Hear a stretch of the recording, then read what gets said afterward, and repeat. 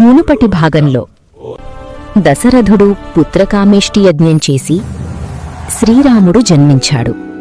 కాని ఒక మహర్షి రాకతో రాముడి జీవితం పూర్తిగా మారబోతుంది.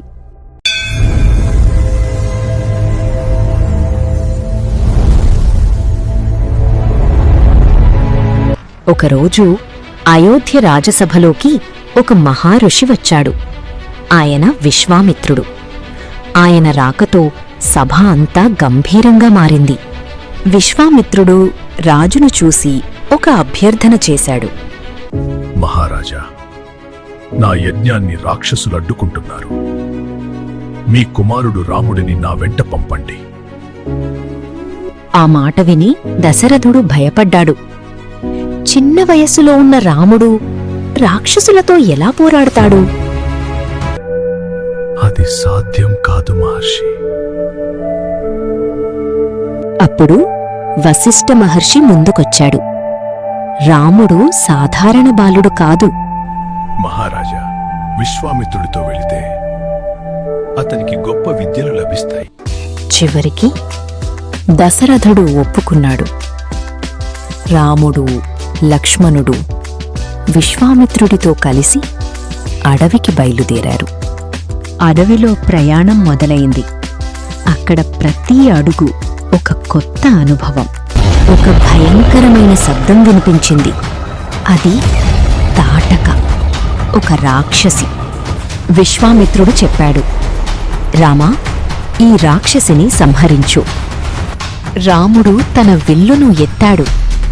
ఒకే బాణంతో తాటకను సంహరించాడు. విశ్వామిత్రుడు ఆనందంతో రాముణ్ణి ఆశీర్వదించాడు. ఇది నీ మొదటి విజయం.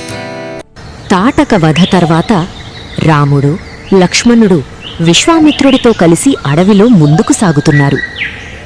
కొంతసేపటికి వారు ఒక పాడైన ఆశ్రమాన్ని చూశారు.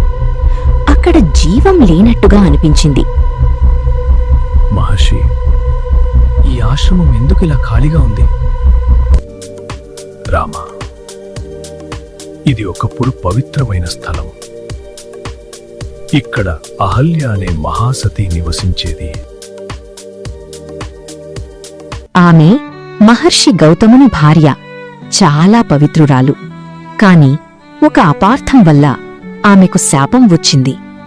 ఆమె రాయిగా మారింది. శ్రీరాముడు ఇక్కడికి వచ్చి తన పాదము తాకితే ఆమెకు శాప విమోచనం లభిస్తుంది. రాముడు నెమ్మదిగా ముందుకు నడిచాడు. ఆ రాయి దగ్గరకు చేరాడు. ఒక్కసారిగా ఒక ప్రకాశం. ఆ రాయి కదలడం ప్రారంభించింది. కొన్ని క్షణాల్లోనే అది అహల్యగా మారింది. ప్రభు, ఎన్నో సంవత్సరాలుగా ఈ క్షణం కోసం ఎదురు చూశాను. మీ కృపతో నేను విముక్తి పొందాను. ఆకాశం నుండి పుష్పవర్షం కురిసింది. ఆశ్రమం మళ్లీ జీవంతో నిండిపోయింది. రాముడు తన దయతో ఒక శాపాన్ని తొలగించాడు. అదే ఆయన మహత్యం.